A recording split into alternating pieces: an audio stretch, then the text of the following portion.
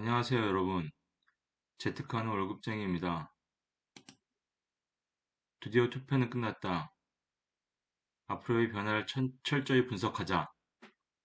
재테크 상담을 원하시는 분은 자신이 열심히 생활하는 영상을 보내주시면 사연을 선정해서 함께 소통하고 고민하며 적극 도와드려 보겠습니다. 선정 기준은 장사 및 개인 사업 또는 회사 생활에서 실패했다가 이를 극복하고 지금 성공하고 있으나 자산 운용 방법을 몰라서 현재 근로소득에만 의존하시는 분들 연락 주시면 같이 소통하고 고민하면서 성공적인 부의 축적 방법을 같이 고민해 보도록 하겠습니다. 궁금점 문의는 아래 메일로 주시면 검토 후 회신드리겠습니다. 모든 투자의 책임은 본인에게 주어지며 본 내용은 투자의 참고 자료로만 확인하시기 바랍니다. 예, 금일의 목차입니다. 3월 17일 부동산 동향, 대선이 불러올 부동산 변화, 각종 지표를 좀 확인해 보도록 하겠습니다. 예, 이제 윤석열 당선인이 당선이 됐죠.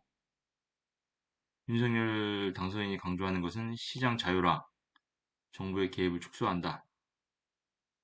예, 그리고 규제를 풀어서 시장이 알아서 안정을 찾아가도록 하는 방법. 문재인 대통령 이전 모든 정책을 다 원복하겠다는 게 지금 슬로건이죠. 지금 이제 투표가 끝나고 중개소에 문의를 해보면 뭐 아직 뭐 거래는 이제 안 되겠죠, 지금. 그렇지만 아무튼 중개소에 지금 문의가 많아졌다고 합니다. 예, 매수자는 지금 금매 얼마나 상승할지 불안하고, 예, 또 매수자가 매수 안 한다, 주택 매입을 포기했다. 예, 지금 또 중개사장님은 문의가 불발친다. 매도 문의 어떻게 될지 모르니까 지금 엄청나게 지금 매수하려는 분들과 매도하려는 분들의 문의가 지금 쇄도하고 있습니다. 왜 그럴까요? 한번 정책들을 한번 뒤에 쭉 살펴보기로 하겠습니다. 예, 현재는 아직까지 매수자 우위나 윤 당선인의 정책에 따라서 하락 추세가 지금 상승 추세로 반전할 가능성도 좀 굉장히 높습니다. 그렇기 때문에 아래 대책을 좀 한번 살펴보도록 하겠습니다. 최근에는 동작구 10억 아파트가 2억이 빠져서 2, 3억이 빠져서 뭐 8억에 나왔다. 집주인이 다주택자, 지금 일시적 1가구 2주택이라서 초급 매다. 네, 이런 것들이 지금 굉장히 많았어요. 근데 이 당선인이 지금 되고 나서 재건축도 지금 많이 매물을 걷어들였고 사람들이 다시 동향을 보기 시작했습니다. 한번 어떤 대책들이나 한번 보겠습니다. 음, 가장 큰 게 수요에 부응하는 충분한 공급을 하겠다. 이건 아주 장기적인 대책이죠. 직접 이제 지금 당장 할 수 있는 것들, 재건축, 재개발, 리모델링 활성화하겠다. 일기 신도시 재정비하겠다. 양질의 주택을 공급하겠다. 소규모 주택 정비 활성화하여서 거주환경 개선하겠다. 주택 임대 시장 정성화, 임차인의 주거 안정을 강화하겠다. 공공임대주택과 민간임대주택 활성화하겠다. 공시가격 환원하고 부동산 세제 정성화하겠다. 주택 대출 규제 완화하겠다. 다양한 주택 금융 제도로 주거 사다리 복원하겠다. 외국인 주택 투기 방지하고 국민 거주권 보호하겠다. 예, 그럼 각 정책별로 향후 어떤 영향이 있을지 한번 예측을 해보겠습니다. 예, 지금 가장 큰 게 시장 안정과 국민 주거 수준 향상을 위해서 수요에 맞는 충분한 공급을 하겠다는 건데 5년간 250만 호, 수도권에 130만 호 이상을 공급을 하고 최대 150만 호까지 하겠다. 재건축 재개발 47만 호, 도심 역세권 복합개발 20만 호, 대학국 공유지, 차량기지 복합개발 18만 호, 소규모 정비사업 10만 호, 네, 이런 것들 쭉 하겠다는 건데 지금 문재인 정부에서 이어져 오고 있는 거 개선하는 것도 있고 추가로 하는 것도 있고 하지만 지금 당장 할 수 있는 건 없기 때문에 당장은 뭐 부동산 가격에 왜냐면은 리모델링 재개발 재건축을 하려면 그 사람들이 다른 곳으로 전세라든지 월세라든지 이동을 해야 되기 때문에 순간적으로는 집이 모자랄 수가 있습니다. 그렇기 때문에 단기적으로는 조금 올라갈 수 있으나 장기적으로 봤을 때는 가격이 좀 안정될 거라 예측을 하고요. 그 다음에 아래 요 세 가지 대책이 제가 보기엔 좀 영향이 많을 것 같은데요. 재개발, 재건축, 리모델링 활성화해서 수요가 있는 곳에 공급을 늘리겠다. 예, 재건축 안전, 정밀 안전진단 기준 합리적으로 조정하겠다. 그리고 재건축 초과이익 환수제를 완화하겠다. 네, 지금 재건축 초과이익 환수제 때문에 재건축이 안 되고 있죠. 동의를 안 하고 있습니다. 주민들이. 그리고 분양가 규제 운용을 합리화하겠다. 신속한 리모델링 취직을 위한 법적, 제도적인 개선을 하겠다. 그리고 지금 1기 시도시 재정비해가지고 차세대 명품 도시로 재탄생시키겠다. 분당, 뭐 평촌 이런 곳이죠. 일산 같은 도시. 이것도 지금 이 재건축, 재개발, 재건축 하겠다는 그런 연장선상에 있죠. 1기 신도시 재정비 사업 촉진을 위한 특별법을 제정하겠다. 1기 신도시에 양지주택 10만 원 공급 기반을 구축하겠다. 3기 신도시 등의 1기 신도시 재정비를 위한 이주 전용단지를 마련하겠다. 네, 이것도 장기적으로 보면은 공급이 늘어날 수 있지만 단기적으로 봤을 때는 좀 거주지가 좀 부족해집니다. 그리고 주택 임대 시장 정상화하겠다. 임차인 의 주거 안정을 강화하겠다. 임대차법을 전면 재검토하겠다. 지금 임대차 3법 그리고 등록 임대사업자 지원 제도를 재정비하겠다.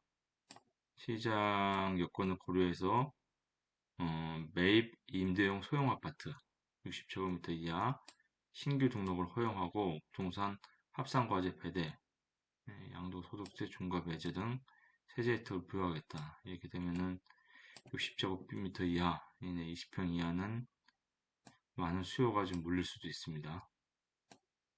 임차료 인상률을 임대차법이 정한 인상률 상한 이하로 제한하여서 임차인의 임차료 부담을 완화하겠다. 예. 요 세 가지는 제가 보기에는 가장 좀 부동산 시장에 영향이 좀 단기적으로 많을 것 같은데요. 단기적으로 아파트 가격을 좀 상승 유발하나 장기적으로는 안정화가 예상됩니다. 다만 단기적 상승을 막기 위해서는 보유세 강화라든지 대출 제한, 금리 인상 등 정책이 좀 필요합니다. 그리고 요 두 가지 정책, 이거는 정말 신중하게 생각을 해야 됩니다. 부동산 세제를 정상화하겠다. 부동산 공시가격을 2020년 수준으로 환원한다. 그리고 종합부동산세, 재산세와 통합하겠다. 공정시장가액 비율 현재 수준인 95%에서 동결하겠다. 종합부동산세를 좀 완화하겠다는 건데 1주택자 세율을 문재인 정부 출범 이전 수준으로 인하하겠다. 그리고 1주택자 비종용적 2주택은 150%에서 50%로 그리고 다주택자는 300에서 200%로 세부담 증가 상한을 인하하겠다. 이거는 조금 위험할 수도 있습니다. 다시 매수 심리가 살아날 수 있으니 좀 신중하게 접근을 해야 될 것 같습니다. 네, 양도소득세, 다주택자에 대한 중과세율을 적용을 최대 2년 한시적으로 2년 한시적으로 배제하고 부동산 세제의 종합 개편 과정에서 다주택자 중과세 정책을 대검토하겠다. 양도소득세는 좀 완화하는 게 거래가 활성화돼서 좀 가격 하락하는데 왜 매물이 많이 나오니까 좀 도움이 될 수 있습니다. 그리고 취득세, 취득세도 1주택자의 원활한 주거 이동 보장을 위해서 1에서 3% 세율 단일화하고 단순 누적 세율을 초과 누진 세율로 전환, 최종적 2주택 이상에 대한 누진 과세를 완화하겠다.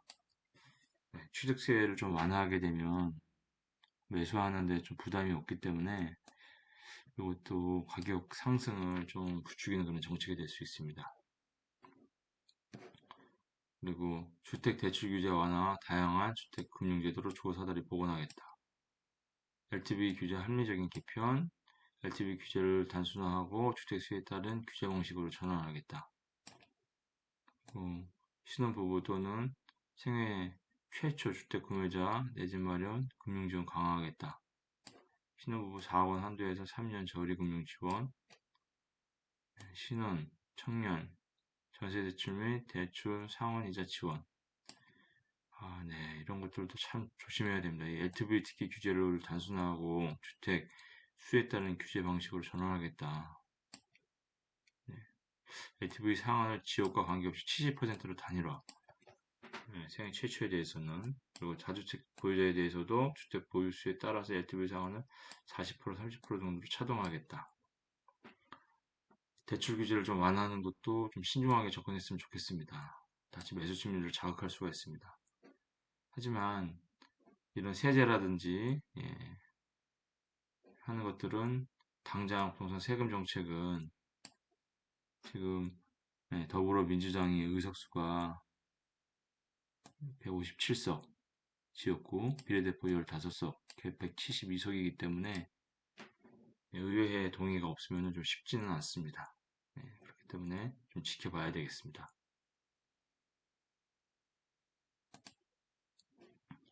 지금 가장 큰 변화가 예상되는 부분은 재개발, 재건축 부분입니다. 특히 큰 게 구조 안정성, 재건축 안전진단 기준을 완화해서 구조 안정성 부분을 좀 개선을 해서 재건축, 재개발 좀 많이 하겠다는 거죠. 그리고 분양가 규제, 이것도 좀 대폭 풀을 것이다. 민간 택지 분양가 상한제 제도가 없어질 가능성이 아주 크다. 그리고 정권 교체로 인한 가장 좀 큰 수혜가 예상되는 부동산은 좀 초기 재건축 아파트 단지죠. 거기에 이 1기 신도시 특별법이 좀 통과가 된다면 1기 신도시 아파트들이 좀 많은 수혜를 볼 수 있을 것 같습니다. 그래서 지금 재건축 단지의 움직임을 좀 주의 깊게 좀 봐야 됩니다. 좀 불씨가 될 수 있습니다. 하지만 조금 문제가 되는 게 재건축 초과이익 환수제라는 것 때문에 주민들이 재건축해서 이익이 많이 발생하면 그것을 환수를 해야 됩니다. 그렇기 때문에 이것 때문에 지금 동의를 많이 못하고 있는데 지금 반포 현대가 재건축 초과이익 환수제를 올해 첫 부과를 하게 됩니다. 이게 되면은 그 뒤에도 쭉 이어질 거기 때문에 이것도 국회와 부가 유예를 협상하겠지만 쉽지만은 않을 듯합니다. 그래서 전체적으로 대책이 지금 진행되는 상황을 잘 판단을 해야 됩니다. 다만 이렇게 대출 규제가 완화되고 여러 가지 재건축도 좀 활성화되고 하는 게 집값 상승으로 이어질지 그것은 좀 지켜봐야 되겠습니다. 왜냐하면 지금 한국의 기준금리가 1.25%고 미국의 금리도 지금 3월 달부터 해서 지속적으로 상승할 것으로 예상합니다. 올해 약 1.25%에서 1.5%까지 예상이 되는데 한국의 금리를 보면 한국의 금리가 빨간색인데요. 전체적으로 미국 금리보다는 항상 높았습니다. 대부분이요. 2008년부터 2016년까지도 봐도 그렇고 최근에 한 2, 3년 정도만 한국 금리가 조금 높은 적이 있었고요. 지금도 미국 금리보다 높죠. 근데 미국이 계속 금리를 올리게 되면 저희는 적어도 한국은 미국보다 금리가 한 1% 이상 높아야 됩니다. 올해 미국이 한 1.25%, 1.5%가 되면 한국은 2.5% 정도가 되겠죠. 미니멈. 그렇게 금리가 높은 상황에서 대출을 무작정 할 수 있겠나? 기준금리가 2.5%면은 담보대출이라든지 또는 신용대출은 거의 4%, 5% 육박합니다. 쉽지만은 않을 듯 합니다. 그러면은 이번 주에 매수자, 매도자 좀 동향 지수를 보겠습니다. 지금 한동안 계속 매수 심리가 하향을 하고 있다가 요 서울을 보면 서울이 좀 계속 유지가 되고 있고 예. 부산도 좀 떨어지다 유지가 되고 있고, 지금 굉장히 관망세로 다 돌아섰습니다. 예. 한 3주 정도, 4주 정도. 대구는 한 20 정도, 서울은 한 50 정도에서 지금 관망을 하고 있죠. 이게 새 당선인이 정책을 잘 해서 심리가 꺾여야지 계속 이게 떨어집니다. 예. 지금 이 상태에서 잘못된 정책이 나오면 반등을 할 수가 있습니다. 지금 전국, 서울, 대구, 광주, 대전, 수도권, 경기도 지금 모두 그렇습니다. 예, 지금 다 정체화돼 있죠. 한 40에서 50%대, 40에서 50 정도에. 그렇기 때문에 앞으로의 정책이 어떻게 펼쳐질지를 매주 모니터링을 해야 됩니다. 그러면서 사람들의 심리를 좀 파악을 해야 됩니다. 지금 아파트 매매 가격 비율을 봐도, 변동 비율을 봐도 서울이 2월 28일에 0.01%에서 3월 7일 날 0.01%, 거의 지금 뭐 상승이 없이 계속 관망만 하고 있죠. 예, 전세도 0%입니다. 경기도 0.02%에서 0.01%, 전세도 0.01%에서 0%. 굉장히 안정한 상태로 이렇게 좀 유지가 되면서 조금씩 떨어지는 게 가장 이상적인데, 예, 지금 여기에서 어떻게 변화를 일으킬지 좀 봐야 됩니다. 좀 너무 아파트 가격이 올라 있어서 저도 이제 유주택자지만 좀 집값이 비정상이라고 생각을 합니다. 그리고 이 지금 경기 지역 상위 상승률 지역을 봐도 예, 지금 뭐 이천 0.25%, 안성 0.24%다 주변 사이드 지역입니다. 평택 0.06%, 그리고 뭐 수원의 권성구, 과천, 안양 이런 것들은 지금 다 하락돼 있죠. 주간 매매가 상승률 좀 변화를 봐도 작년 지금 11월 달까지는 주간으로 0.05%에서 0.9%, 1%까지 빨갛죠. 매주 이렇게 불장이었습니다. 경기 지역 전체, 그리고 서울 지역, 그리고 대구, 광주, 부산 할 거 없이 지금 3월 7일 기준으로 이렇게 파랗게 떨어진 것들 마이너스 0.3%, 마이너스 0.11% 있는데 여기서 더 파랗게 가야 됩니다. 더 파랗게. 윤 당선인 대책이 굉장히 중요합니다.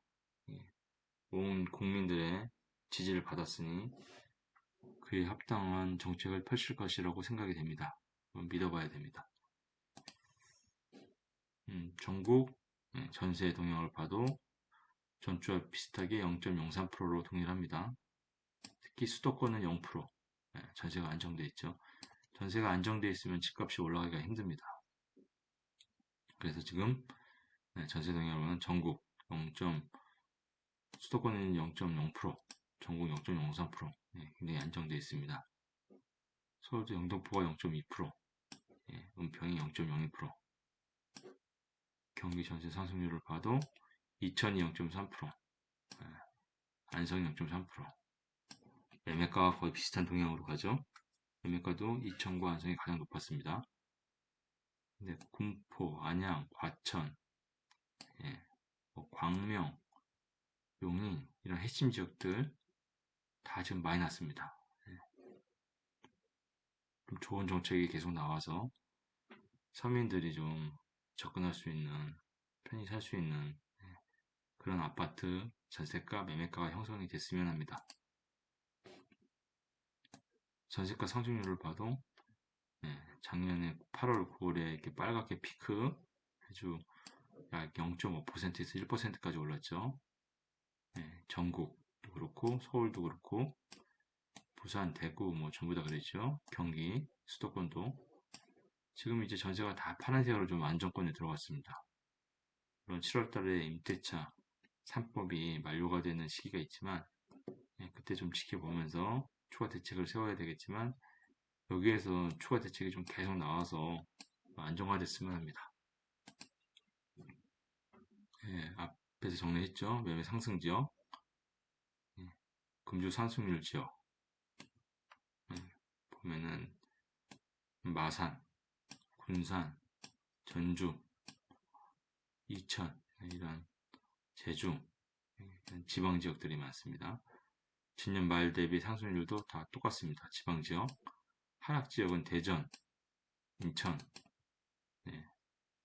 전년 말 대비 보면은 세종, 화성, 수원, 안양, 이런 핵심 지역들이 다 떨어졌고, 지방 지역들이 올랐습니다. 전형적인 하락장에서 나타나는 것들이죠. 전체도 똑같습니다.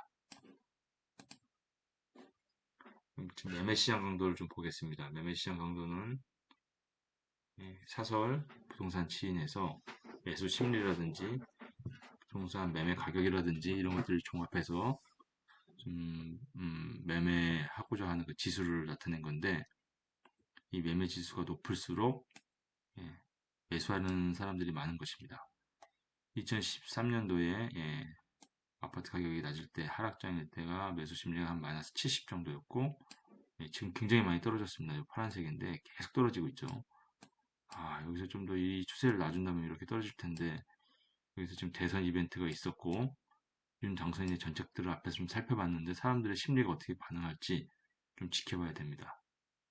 이 마이너스 70 수준까지 가려면 이대로만 놔둔다면 지금 약 한 200에서 70까지 내려오는데 한 4달 정도 걸렸죠. 4달 정도 걸렸으니 한 지금 남은 게 한 그 정도 수준인데 한 4달 올 여름 가을까지만 가도 이게 하락장이 진짜 본격화되는 건데 여기에 좀 대선이 있었습니다. 근데 앞에서 대선 정책들이 매수 심리를 불추일 수 있는 것들이 좀 많습니다. 대출을 완화해 준다든지 재건축 재개발을 좀 완화해 준다든지 그리고 보유세를 좀 완화해 준다든지 이런 것들을 좀 금리라든지 이런 것들이 좀 부담을 주면서 극복을 할 수 있을지 좀 의문이 됩니다. 좀 봐야 되겠습니다. 그래서 지금 2월 11일부터도 좀 계속 떨어지고 있죠. 80에서 64까지. 요 지금 다음 주부터 약 한 3달 정도가 굉장히 중요할 것 같습니다. 지금 거래 건수를 봐도 평균 서울은 한 6천 건이 됐었는데 1월 달에 지금 1000건, 딱 6분의 1. 2월 달에 500건. 3월이 좀 더 지났을 때 좀 봐야 되겠죠. 이 500건에서 뭐 맥스 가봤다 한 700건 정도까지 가겠네요. 700, 800건 정도. 거래량이 이렇게 떨어지고 매수 심리가 죽으면 아파트 가격은 떨어지게 되어 있는데 대선 이벤트가 있었으니 여기에서 어떻게 변할지 좀 봐야 되겠습니다. 지금 최근 3년간 아파트 상승률을 보면 1위가 경기 지역, 경기 지역 76%, 2위가 인천 지역, 인천 지역이 73%, 3위가 세종, 세종도 73.2%, 4위가 서울, 서울 67%, 이랬는데 그래서 서울 지역을 보면 아파트 가격이 지금 이렇게 계속 상승하고 있죠. 계속 상승했지만 지금 심리가 이렇게 죽어서 조금 더 간다면은 한 이쯤에서부터 좀 이렇게 떨어질 수가 있었는데 대선의 각종 정책들이 좀 어떻게 나올지 좀 봐야 되겠습니다. 3년간 좀 이렇게 높았지만 최근 6개월을 보면 베스트 지역이 광주, 강원, 경남, 전북입니다. 8%, 8%, 5%. 6개월간의 워스트 지역을 보면 세종 마이너스 6.3, 대구 마이너스 2.5, 서울 3%, 경기 2%, 대전 마이너스 0.1%. 굉장히 지금 이제 아파트 가격이 못 오르고 있죠. 최근 6개월은. 이 추세가 지금 계속 이어져서 좀 전체적으로 좀 하락이 좀 돼야 되는데, 이번 대선 결과를 보면서 좀 대책을 유의해 주셔야 되겠습니다.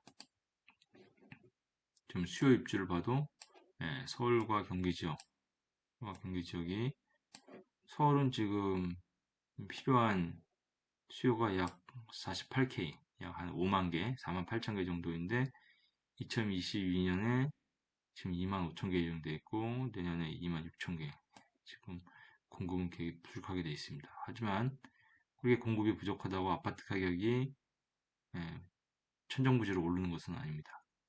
왜냐하면 지금 2013년, 2012년, 네, 이때도 아파트 가격이 하락기였는데, 이때도 약 한 5만 6천 개가 필요했는데, 4만 6천 개, 4만 개, 약 20% 정도는, 25% 정도는 공급이 부족했습니다. 그렇지만 아파트 가격은 하락했죠. 네. 경기 지역을 봐도, 경기 지역도 2013년도, 12년도, 11년도, 네, 이때 아파트 공급이 많았던 것은 아닙니다. 네, 하락장이었죠. 오히려 이렇게 공급이 많았을 때 아파트 가격이 많이 올랐습니다. 이때도 공급이 부족하진 않았죠. 그렇기 때문에 이 또 수요 공급이 전체적인 아파트 가격에서 한 60%, 70% 이상은 차지하지만 이따 다른 제도, 보유세 정책이라든지 또는 전세가 상승률이라든지 또는 대출이라든지 이런 정책들에 의해서 심리가 많이 반영되기 때문에 윤 당선인의 정책이 아주 중요합니다. 제가 볼 때는.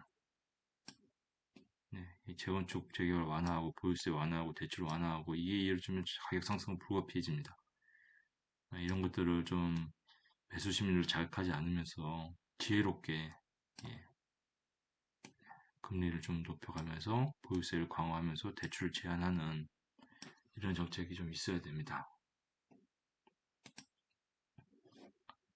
수요 입주를 봐도 지금 부족한 것은 서울 2021년부터 2024년까지요. 부족한 지역은 빨간 지역들은 다 과잉입니다.